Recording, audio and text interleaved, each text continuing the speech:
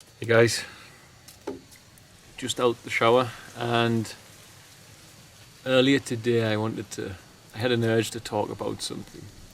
And it's such a big topic and it's such an unusual topic that I haven't really touched on it fully. And I think it's important, well, of course it's important. And it's about sin, that word sin.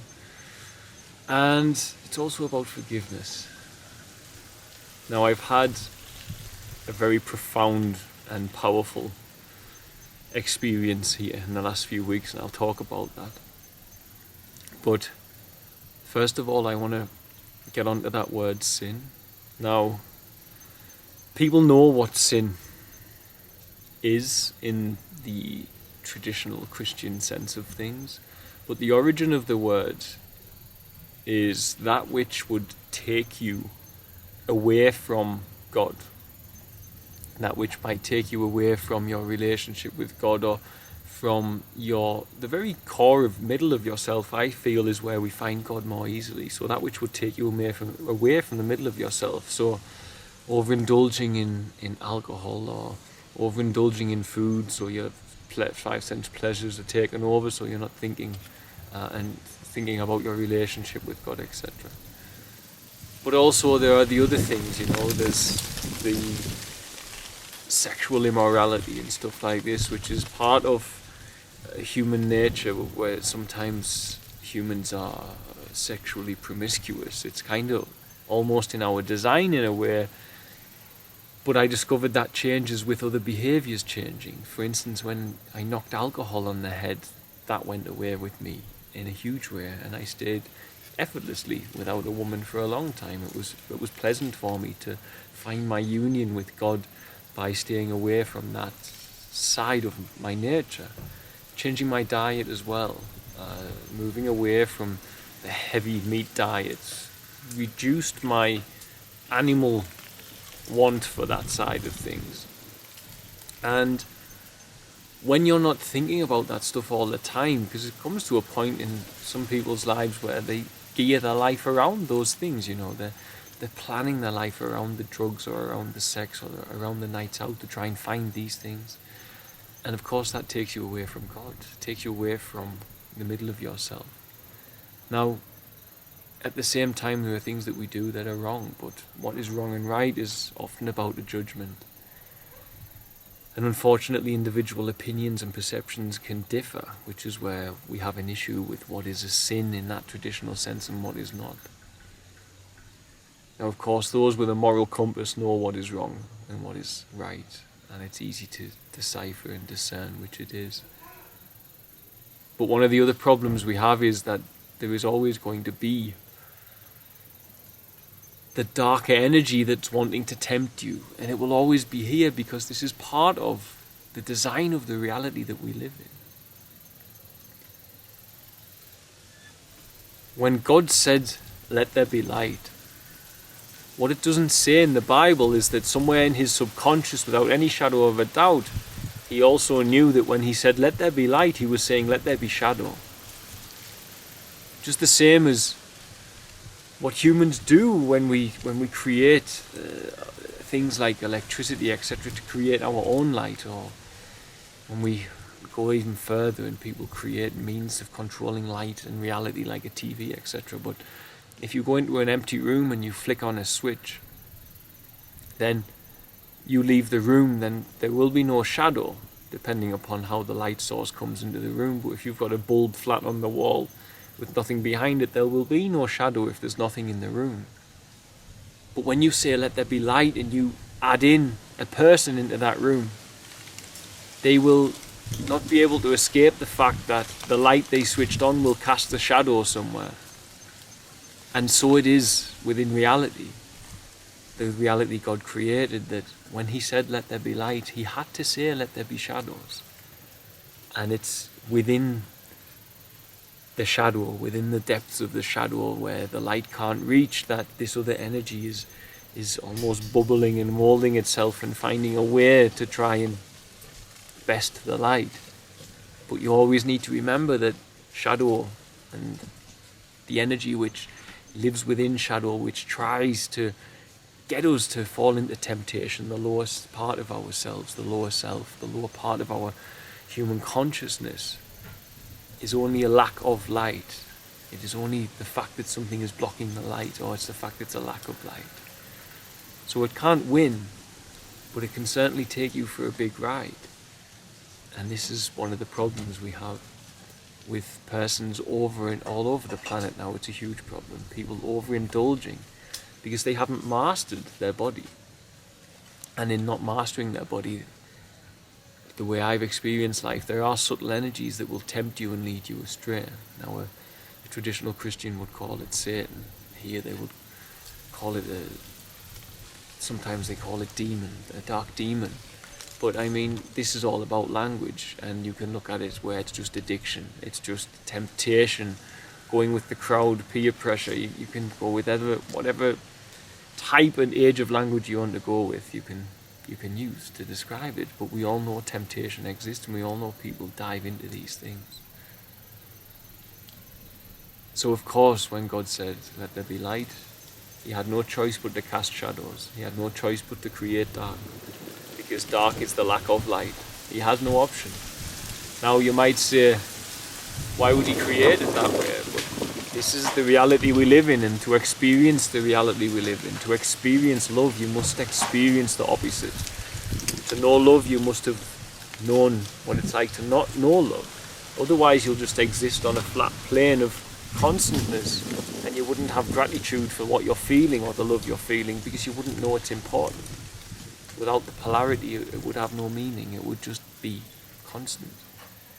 And I think I know this is the only way this reality can be. For us to experience love, we need to experience loss. This is quite simply how it is. For us to experience life, we must experience death, warm, cold. It's all the same, light and dark. So many of us struggle with it, and the thing is, when it comes to trying to live a just and proper life, it's very difficult for many people, because there is a shadow within you, there is a lower self within you. And it's depicted in biblical allegorism with unleavened bread. And unleavened bread is a bread without yeast, but that's because when you add even a bit of yeast to bread, the bread will rise. Now, if you replace bread with person, and you take yeast and change that to sin, you can see that a person with good intentions and a pure heart, if sin exists inside them, if they have a bad habit and addiction within them, then it can rise, and the whole thing will rise eventually, and they will fail to be that which they aim to be, because their goal might be to help in this way, but they might have the distraction of wanting drugs, alcohol, women, to give the main examples. If you're a man, of course, if you're a woman, a man, whatever, say lust, sexual lust. It will corrupt the person, just as a little bit of yeast will corrupt the bread. They will be taken away from God's will and from God's work and from the want of their higher self, their higher consciousness. So we have to work well and hard to clear out our subconscious, which is where fasting and meditation comes in, because it's inside the subconscious where our bad habits exist and dwell. It's where the sin lives. The sin lives within there. But also as well our surroundings. When you surround yourself and you have an energetic field, there's no denying we have a magnetic energetic field. All living things do, and this can be seen in science. When you go to a nightclub filled with people who are running after one another, trying to just have meaningless sex with each other, to get drunk, to party, and to just be, of course you're going to pick up their energies. It's going to happen. It will happen. So the environment you live in is important when it comes to trying to live a life which is more conducive of a, shall we say, a typical Christian life, where you're expected to serve God. You're not expected to keep company with gluttons and drunkards. You're not expected to be sexually immoral. These are the teachings of the man Christ, and they make a lot of sense, guys. If you want to get out in the world and help, they make a lot of sense. I meet people here in Tanzania who come to help, and unfortunately these energies get onto them and corrupt them. So you need to be strong, you need to have the full armour of God. And you've got to be upright, and you've got to be ready to face temptation, to say no. And to do that, we can do it best by not weakening ourselves, so not taking on board substances that will weaken our moral decision making in the moment, such as alcohol, etc. Now, this gives you an idea of how I view sin. Of course, as I say, it's that which takes you away from God. But then it's a case of, as I say, the other thing is forgiveness, which goes hand in hand with that. Now, there's another part of the sin thing that I know that there is subtle energies that tempt us out of that, be it then, call it in science, the magnetic field of other persons and their thought. We have a thought body, we all think. You cut a body open, you can't see the thoughts. These things exist, whether you can understand them or see them or not. It just means you haven't thought about them. You haven't meditated on them to understand the reality that you're dwelling within. Now, as I said as well, when God said, let there be light, he had to say, let there be shadow. It doesn't say that anywhere, but he had to say it. He hadn't a choice. Unless he was to leave the room empty with the light on, which he never, he filled it with beautiful creations. And here we are, casting shadows everywhere we go. Now, as I say, that energy leads us into sin. And it is said in the Bible, just as Jesus said only good works are done with the Father through he, then the Apostle Paul said that the person should not be blamed. It is the sin working through them that should be blamed. It's like it's speaking of two energy forms, the lower and higher self, basically working through a human being. An undisciplined human being tends to be easier target for this lower self to manifest itself in negative ways. And discipline takes work, but it's required and it's a necessity when it comes to pursuing a life of God and a life of service. In my experience, you must be very disciplined. You must be. But discipline's a pleasure in the end, because you're not waking up regretting anything. You wake up with a heart that's full, you go to bed with a heart that's full, so what's that a discipline? All you're doing is doing what makes you feel good in the end, instead of using the addictive substances that everyone else is using. So the other part of that is forgiveness. Now, forgiveness is a tricky thing. I can only speak from what I've learned in my life and living with God. Now, I've done many things that require forgiveness in life, and they required forgiveness from myself and from others. Now, there are still things I've done in my life, in the past of my life, that I probably haven't had forgiveness for from people, because I've wronged people, I've hurt people, and it's because I was undisciplined and I was dwelling in sin. I wanted to do things that were self-gratifying, and when you do that, maybe you might do something with a person, intimately with a person, that you shouldn't, and that hurts somebody else. Whether you intended to hurt the person or not, your ignorance and your inability to control your body, speaking from a personal experience, can damage and hurt a person.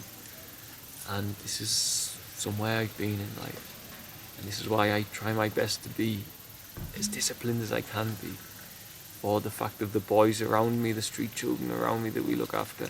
They need to see that. They need to see a disciplined man succeeding in life, so they understand that they too must learn to be disciplined. Now, what I did have to do is forgive myself for these things, even if others could not forgive me.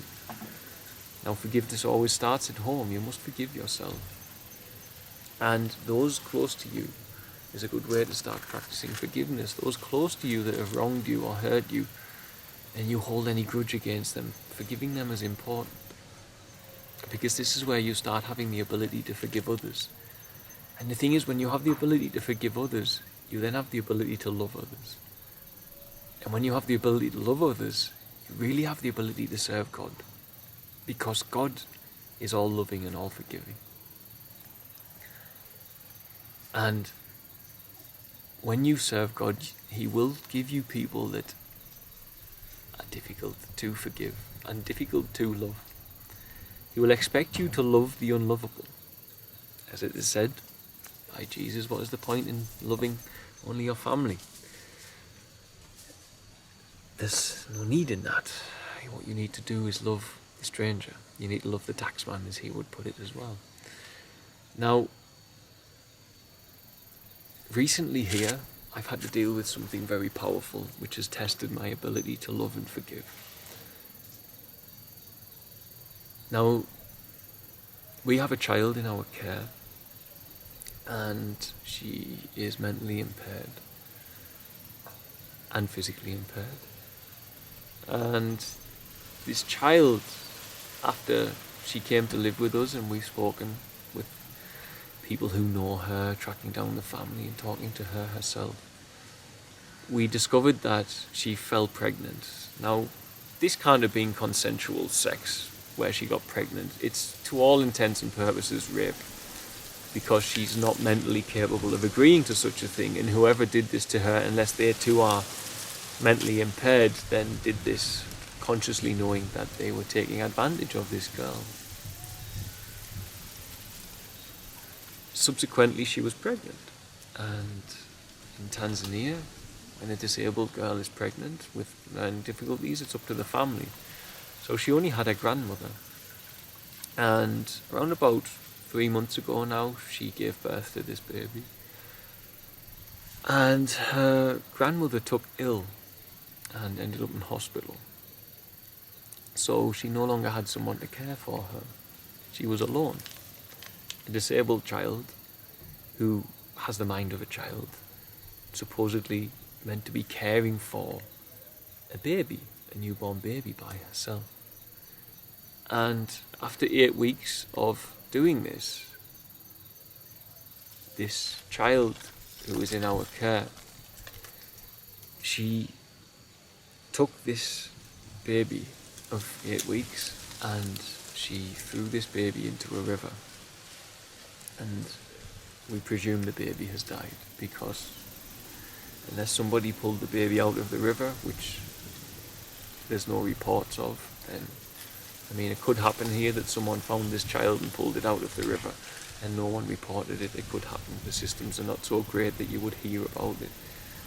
But to all intents and purposes, it seems that she has killed this baby.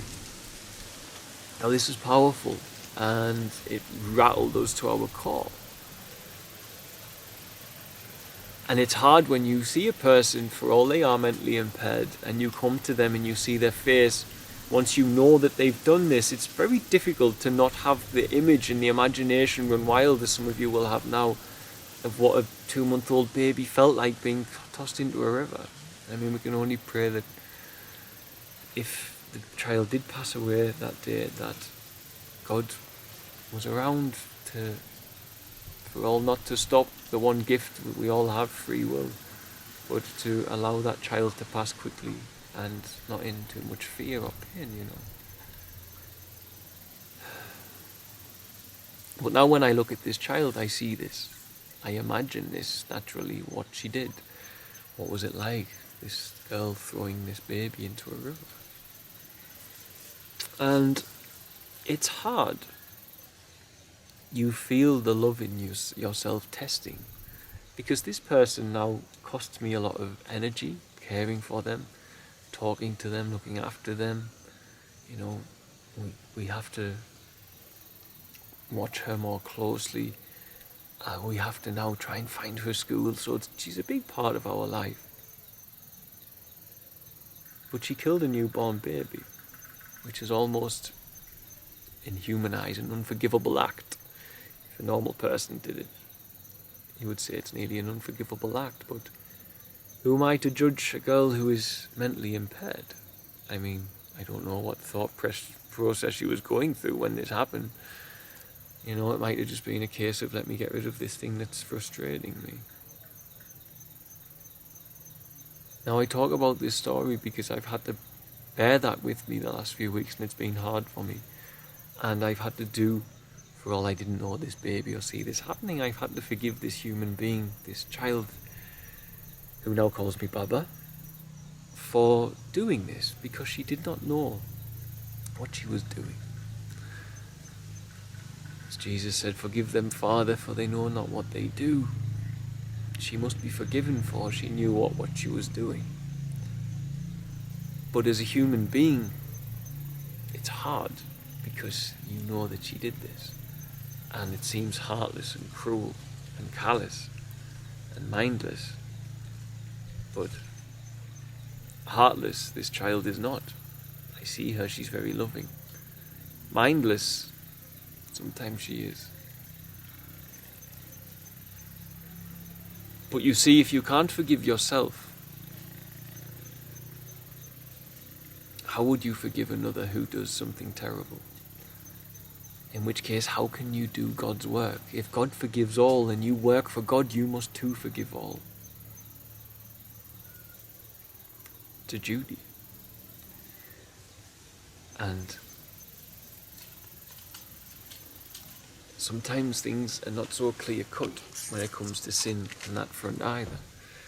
You would for sure say that that is a sin to kill a newborn child, but is it a sin when she doesn't know what she's done?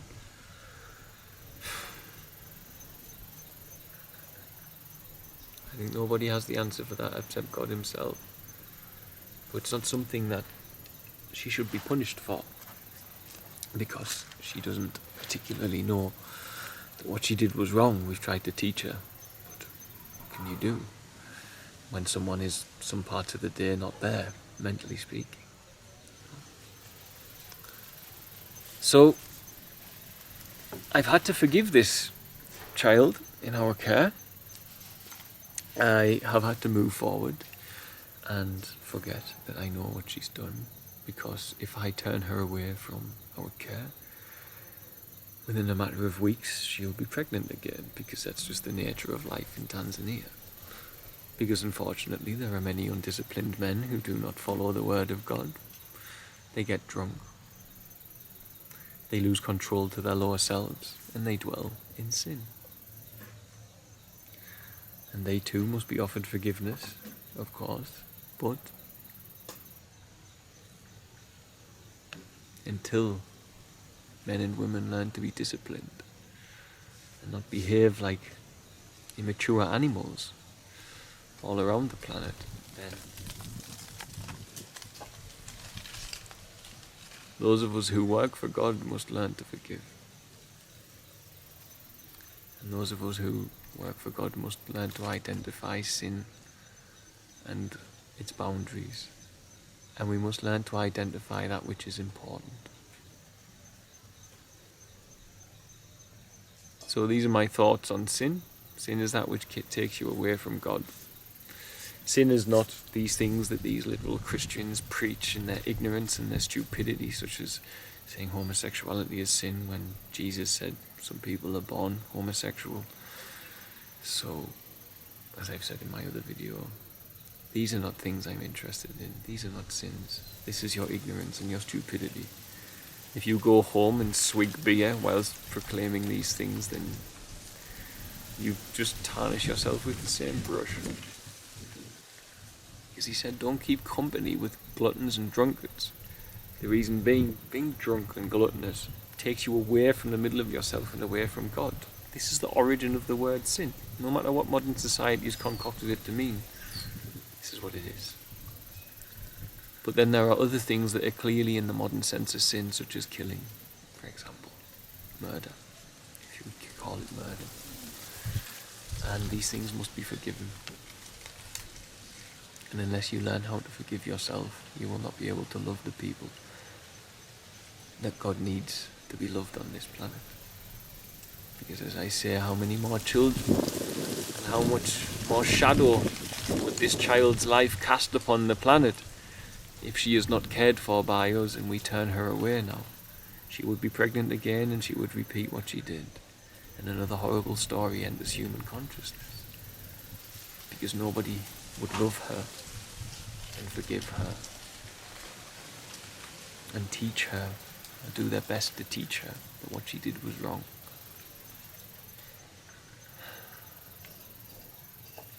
And this is what made me want to speak about sin and forgiveness. Not a typical musing, but I just wanted to put out what my relationship with God has taught me about these two things. And also, out of interest, that which is not written or spoken about, that God created shadow He created dark. When he spoke the word, let there be light.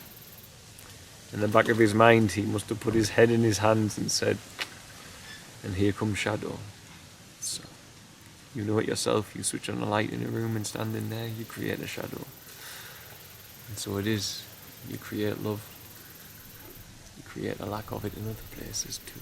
So. But that's why we are here. Because love is something that God has given me and gives me when I ask for it. And in a place like Tanzania where there's not enough love to go around at the moment, it's our duty to share that love with some of, it seems, the most unlovable characters that Tanzania has to offer at times. So, God bless, guys.